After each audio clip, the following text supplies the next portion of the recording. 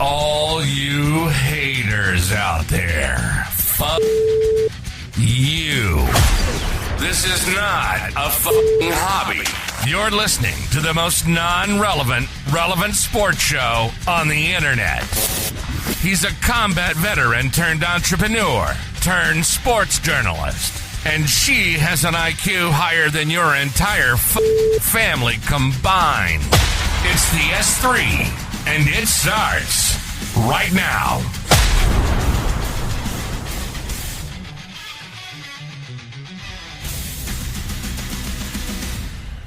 What's going on, everybody? You are listening to the S3. I am JD. She is Ms. Lady M. Jeff Demers, Ms. Marnie Tisdale with you today. And today we are actually breaking down the Diamondbacks, who have been playing very, very well lately. We also have Devin Booker under a lot of pressure in a win or go home moment.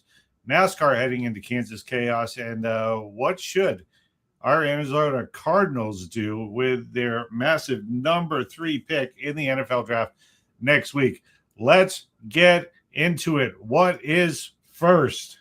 Headlines and horrible dad jokes. Headlines and horrible dad jokes. The headlines may or may not be horrible, but the dad jokes definitely are. Use them at your own discretion. All right, headline number 1. According to ESPN's MLB Power Rankings, the Arizona Diamondbacks have actually moved up from 22nd spot to 19th in the latest rankings. Arizona has not lost a series since being swept by the Dodgers to open the season. Right. Since then, they have won 11 of 16 games. Here's the kicker, though. They're ranked 19th, but there's only 9 teams so far in the majors that has 11 or more wins. So right. I don't think they're getting the credit that they deserve. All right. So my ex-wife once told me that I was the only one that she ever slept with. All the others were 9s and 10s.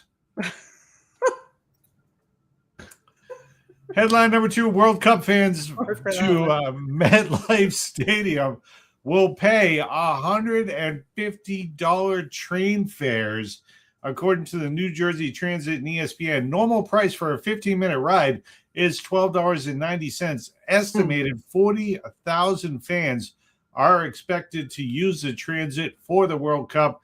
MetLife Stadium will host 8 games, including the World Cup finale on July 19th.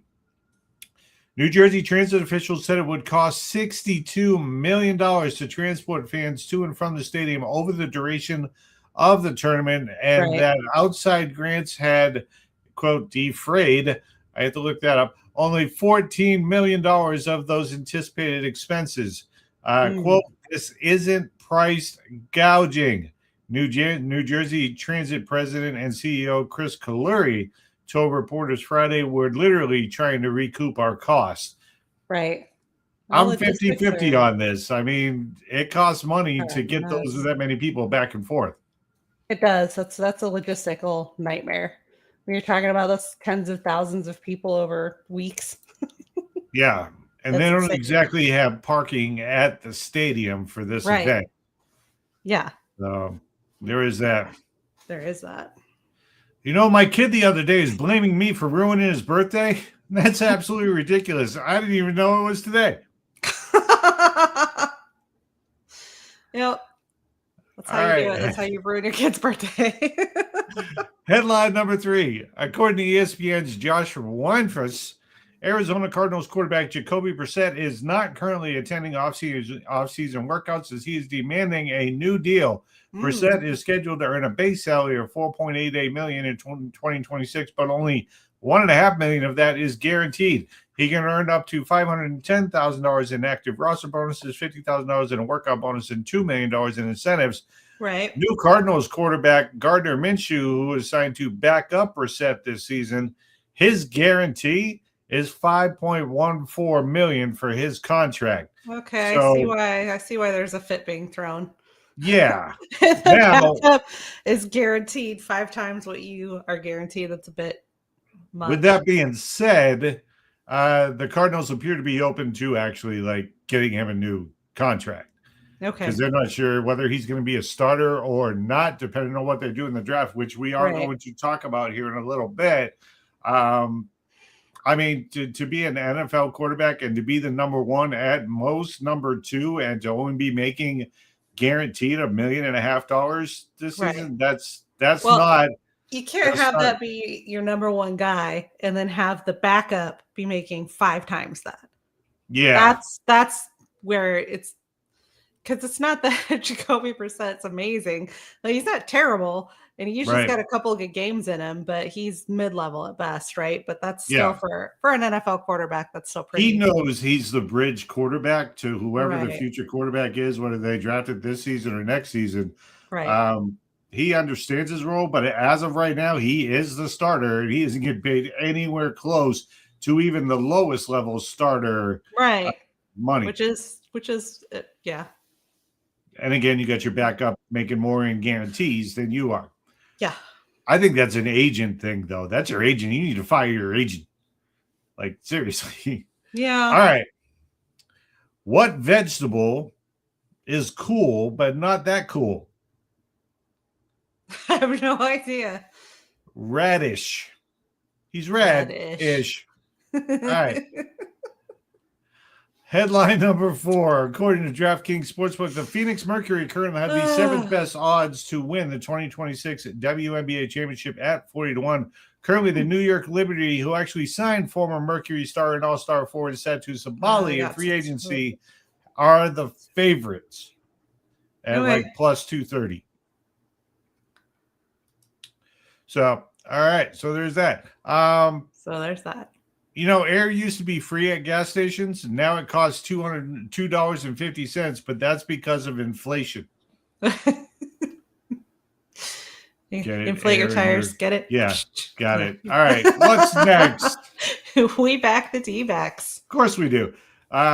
Quick note, I will be back in the press box at Chase Field for Sports Media X, starting with the Chicago series on Tuesday. Yeah. Tuesday through Thursday, I'll be there for all 3 to get that content out there. The Arizona Diamondbacks are back from a 9-game road trip to the Northeast, where they won series against the Mets, Phillies, and Orioles. They are 7-3 in their last 10 games, currently sit at 11-8 overall, and 3.5 games back of the Dodgers in the NL West. They start a 6-game homestand tonight, starting with the former American League champion Toronto Blue Jays. They will have 3 against Blue Jays, followed by 3 against the White Sox. Again, I will be covering that for Sports Media X, that entire series. This is before they actually go down to Mexico City for 2 games against the Padres next Saturday and Sunday. This weekend's pitching matchups, Game 1 versus Toronto, you got Michael Soroka, who is 3-0 for the Diamondbacks this season, versus Braden Fisher, still looking for his first win. Game 2 tomorrow, you got Zach Gallen at 1-1 versus Max Scherzer is 1-2. He has been struggling, actually gave up 8 earned runs in 2 1/3 innings pitched versus Minnesota on Sunday, and Minnesota doesn't exactly have the type of lineup that pitchers should be afraid of. Right. Game 3, Ryan Nelson 1-1 versus Kevin Gausman 0-1. Gausman, solid pitcher last season, still looking for his first win as well. So the Blue Jays are not exactly playing up to their potential. I just hope this isn't the series where they realize it. With Merrill Kelly back in the starting rotation, which, by the way, Kelly won his first start back with the Diamondbacks, Brandon Pfaadt has been moved to the bullpen. Okay. All right. What's next? Temperature of the Suns. So the Phoenix Suns are in a win and end situation for the 8th and final seed in the Western Conference. To get there, they need to eliminate one Steph Curry and the Golden State Warriors. Yeah. But here is the real question. Does Devin Booker disappear when it matters? All right, so let's talk about Devin Booker here real quick, because this is one of those conversations that's starting to get louder and louder, and whether Suns fans like it or not, it's a fair conversation to have. Yeah. We're talking about a guy making over $50 million a year. He is the face of the franchise, the guy Phoenix is supposed to ride with everything when everything is on the line. So the question is actually very simple. Why does the production drop when the moment gets biggest? Well, I looked at the numbers, and let's start there because the numbers don't lie. In elimination games, we're talking winner go home situation. Booker is averaging 22.8 points per game. Now, that actually sounds decent until you compare it to his normal playoff average, which is right around about 28 a night. That's a really big drop when you're talking averages. A game-winning difference drop. Yeah, and it gets worse. He goes down to 40% shooting, 21% from behind the arc, and he is a minus 20 plus minus. So basically, if you don't know what the plus minus is, that's what his team does when he's on the court. They drop by 20 points. Right. In these particular games. That's not just a dip. That's an entire fall off the cliff. Right. All right. And when you're getting paid like a superstar, you don't get judged on, he did pretty good. Right. I mean, am I wrong for this? He's getting paid as the face of the team. There are a lot of people out there that are the good star player, but then when it comes to something intense, they flop. I mean, you get judged on when you get paid that much and you are the undeniable face of the team as Devin Booker is, you get judged based on those games. And I want to look at those games real quick on his resume. Now, it's a short resume. There's only 4 of them to look at. Okay. But let's go through the resume. Let's start with 2021. I'm going to jump down the list real quick. 2021 Finals Game 6.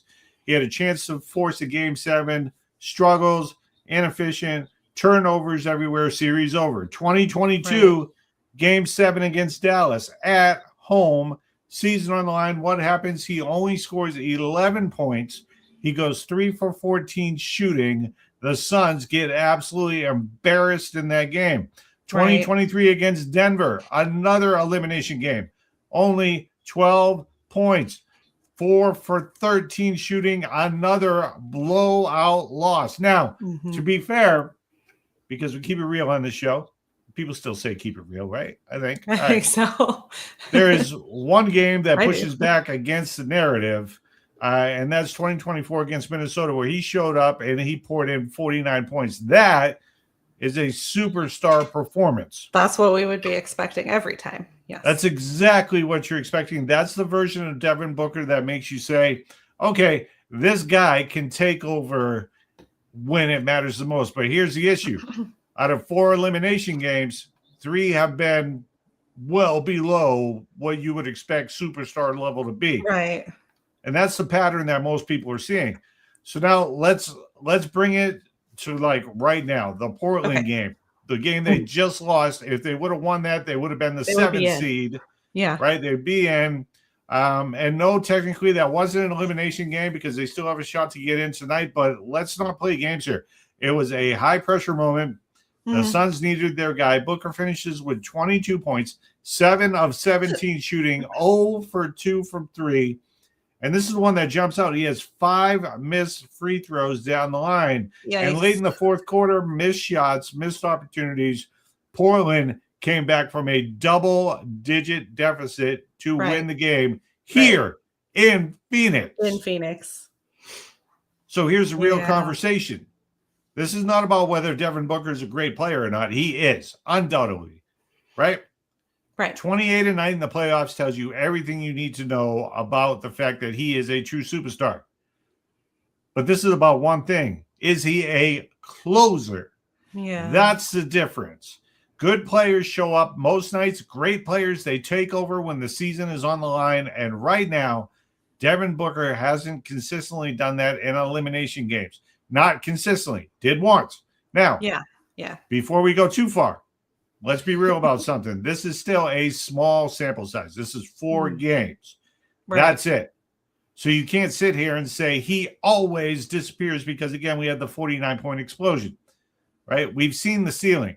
But in this league, when you are supposed to be the guy, you don't get judged on your best night. You get judged on your biggest nights. Right. And here's the thing. He's about to get another chance tonight against Golden State. Win, and the Suns are in. Right? Lose, and the narrative gets even louder. The Phoenix Suns have 0 championships, and they have poured their money literally into Devin Booker to help them get there. He is the highest paid player in franchise history. Right. So we're not talking about a hot take anymore. We're talking about a pattern, and that's where this thing gets real interesting. All eyes will be on this game tonight. Will be watching this game, although it will be around our bedtime. Correction, my bedtime.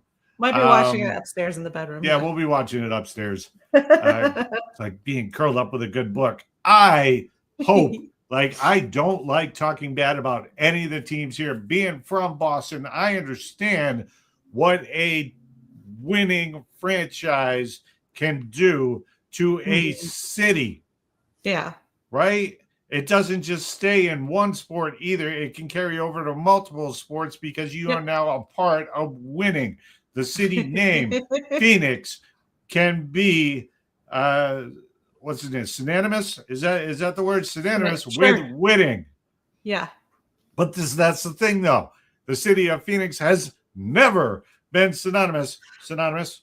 Sure. It's never been put in the same sentence as winning. They have one championship with the 3 major guys teams that they have left. Now, I don't want to discount the Phoenix Mercury. They're amazing. They compete. They've won titles. The Arizona Rattlers in the IFL, they have won titles. But the major sports, we already lost our hockey team up to Utah to become the Utah Mammoths. And for some reason, they're playing very, very well. It's not some reason. Ownership matters. Don't get me started on the Cardinals ownership. All right. I know. Deep breath. All right, what's next? NASCAR at Kansas, weekend notes and DFS strategy. All right, we'll talk strategy, but we won't actually post our DFS picks until probably after qualifying. Right. Because, well, when you hear the strategy, you'll understand why. All right, let's look at the schedules real quick. The trucks are off until May 1st at Texas. However, Arca Menard Series does make an appearance. Tomorrow, there's 2 races tomorrow. Arca Menard Series, the Tide 150 at Kansas Speedway. Kansas Speedway, in case you didn't know, is 1.5 miles. Asphalt oval.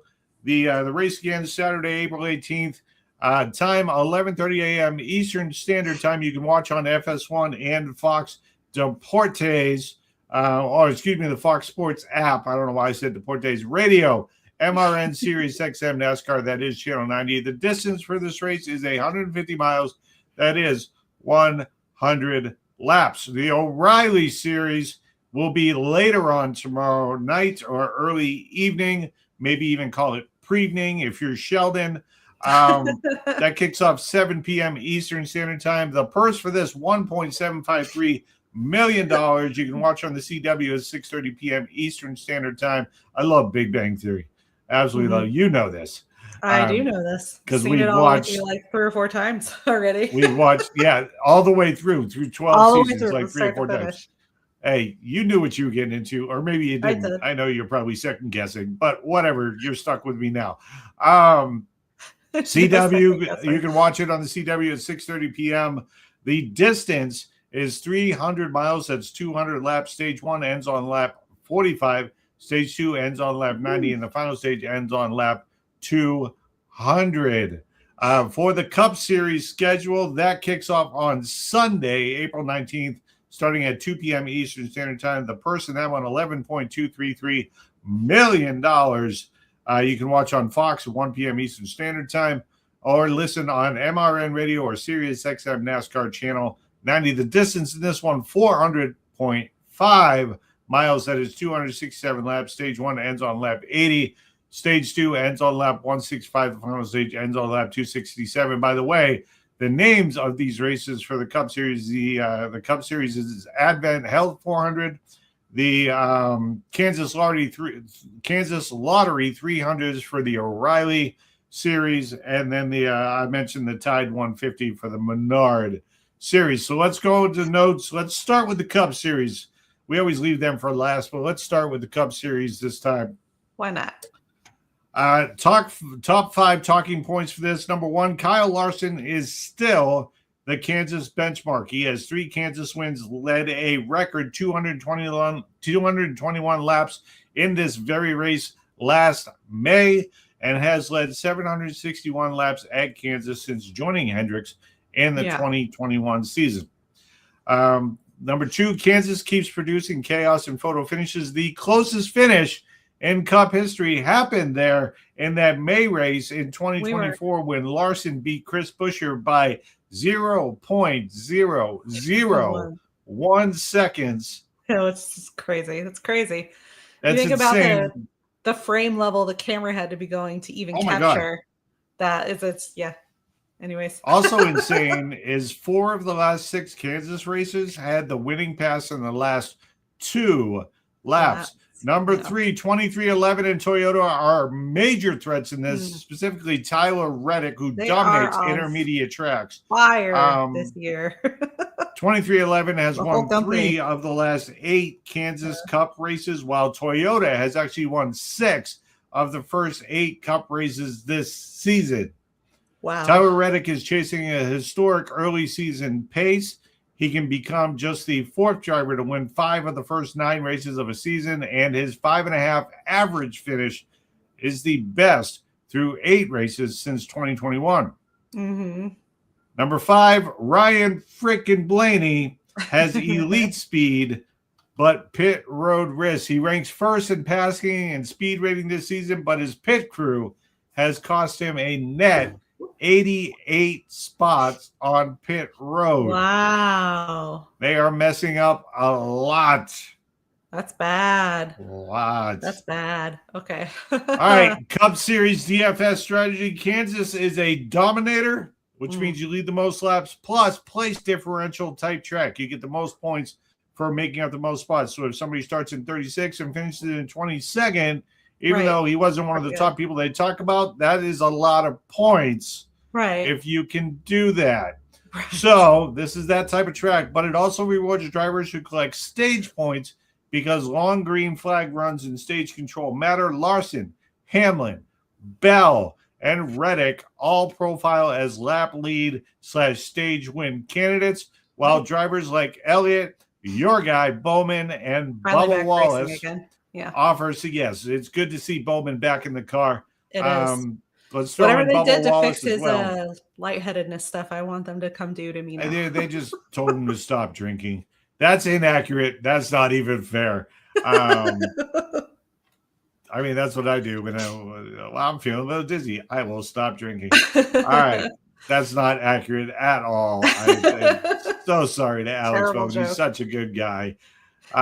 This is a nice. But yes, Bowman is back along with Bubba Wallace. They all offer safer finishing upside if they do not qualify up front. Since Kansas has had late race drama and several close finishes, I would avoid building a lineup that is too top heavy with only pole sitters and no differential cushion. So top 5 drivers to watch for this race. Already talked about him a little bit. 1 is Kyle Larson. He is the best pure Kansas dominator play. Again, this is all, we're waiting on qualifications for this race, which will be tomorrow. Right. But keep an eye where Kyle Larson stacks up. Also, Denny Hamlin has 4 Kansas wins and has won the last 2 mile-and-a-half races. Tyler Reddick, best current form in the series in 23:11. Strength here matters. Christopher Bell, mentioned him. Kansas polls long top 10 trends and strong stage upside. And then you got Chase Elliott, who has the best average finish at Kansas among active drivers with enough starts and won here last September. My underdog pick, Alex Bowman. Sleeper to finish top 5. He has 11 top 10s at Kansas, 6 top 10s in his last 7 starts here. And the track is one of his better ovals statistically. All right. So I might put a little bit down on your boy, Mr. Bowman. The O'Reilly Auto Parts Series top 5 talking points. This race again is on Saturday. Justin Allgaier needs to be mentioned in pretty much everything you talk about in O'Reilly. He is the headline story. He leads the series with 3 wins, 7 top 5s, a 6.3 average finish, and he has scored stage points in every single stage this season. Dash for Cash is a huge subplot. Kansas is the second Dash for Cash race, and Allgaier, Caution, Gavapple, or Quapple, however the hell you pronounce it, Sheldon Creed and Brent Cruz are eligible for the $100,000 bonus. Junior Motorsports, number 3. Junior Motorsports is flat out dominating. JRM has won 6 of the last 7 races this season and carries an active 66 race top 10 streak. Number 4, Corey Day. His breakout is real. He has 8 straight top 10s, matching Allgaier for the series leading top 10s this year. And number 5, Kansas usually rewards stage strength and proven organizations. The last 6 Kansas winners all finished first or second in at least one stage, and the Joe Gibbs Racing has won 14 of the last 19 O'Reilly races at Kansas. So let's talk DFS strategy for the O'Reilly Auto Parts Series. For Kansas, I would lean hard into stage point scorers and top 10 machines. Allgaier, Corey Day, Sheldon Creed, Austin Hill all have strong stage or consistency profiles, while Brandon Jones has elite track history and pole upside because the last 6 Kansas winners all ran top 2 in at least one stage. Target drivers who can run forward early rather than pure back half differential plays. A good construction here is likely 2 dominators, 2 steady top 10 finishers, and 1 value driver with upside who's starting in the back. Top 5 drivers to watch for this series, for this race. Obviously, Justin Allgaier, best all-around play, elite stage points, Kansas history, and current form. Brandon Jones, only entered driver with a Kansas win, plus 4 straight Kansas top 10s and 3 poles. Corey Day, 8 straight top 10s and one of the hottest drivers in the entire garage. Sheldon Creed, career best start to the year and active 6-race top 10 streak. And then you got Austin Hill, one of the best mile-and-a-half racers in the series over the last 22 races with top-tier average finish and stage numbers. The underdog pick, Carson, however you pronounce his name. I'm going to say Quapple. I'm just saying Quapple. Underdog to either put it in the comments. Is it Quapple or Cavapple? I don't know. I think I've heard it both ways. I know basically what it sounds like the announcers are saying. He's the underdog to either win or finish top 5. He's still looking for his first series win, but he already has 4 runner-up finishes in just 51 starts and enough speed to break through. My quick win calls for the Cup Series, I've got Kyle Larson. For the O'Reilly Series, I've got Justin Allgaier.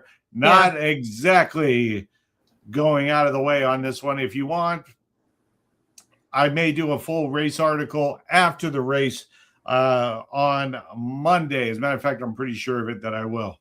All right, what's next? What should the Cardinals do at number 3? How the hell should I know? How does anybody know, for that matter? Answers to everything when it comes to sports.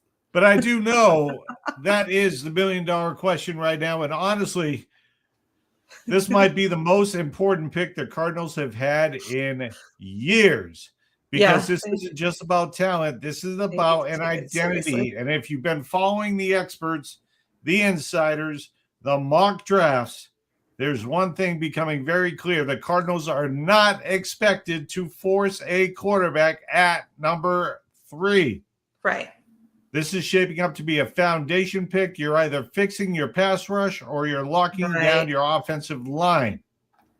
This is not about making headlines. This is about building something sustainable. So let's start with the name that's gaining the most traction right now, and that's Arvell Reese out of Ohio State. This is the modern NFL defender. You can put him in. He will start today, and he will look great doing it. He's very explosive. He's versatile. He can rush the passer. He can drop into coverage. This dude is an absolute problem. And what I'm seeing right now, late momentum is absolutely real with him. This is the upside pick. This is the future superstar swing. But here's the question. Do you want upside or do you want certainty? Because if you want certainty, that's where David Bailey comes in out of Texas Tech. This dude absolutely produced. He had double-digit sacks last season. He's living in the backfield. He's consistent pressure. If your problem is getting to the quarterback, Bailey fixes that immediately. So now you've got a decision. Do you go with the higher ceiling in Reese or the proven production in Bailey? That's where the draft gets interesting. Right. Now, I think it's going to depend on what the New York Jets do in front of them. If the Jets pick Bailey, the Cardinals will go with Reese. If the Jets pick Reese, they'll go with Bailey. Unless you want to talk about the smartest pick on the board, and that is Francis Mauigoa, offensive tackle up in Utah, plug and play, day one starter. This is the pick that says we are building this the right way, which we usually don't think about when we talk about the Arizona Cardinals. But with this pick, you protect your quarterback, you stabilize your offense, you invest in the next 10 years with him as your pick. It's not flashy. Championships are built in the trenches. Now, granted, regardless on how they performed in the big game last season, the entire left side for the New England Patriots, the left tackle and the left guards, were rookies.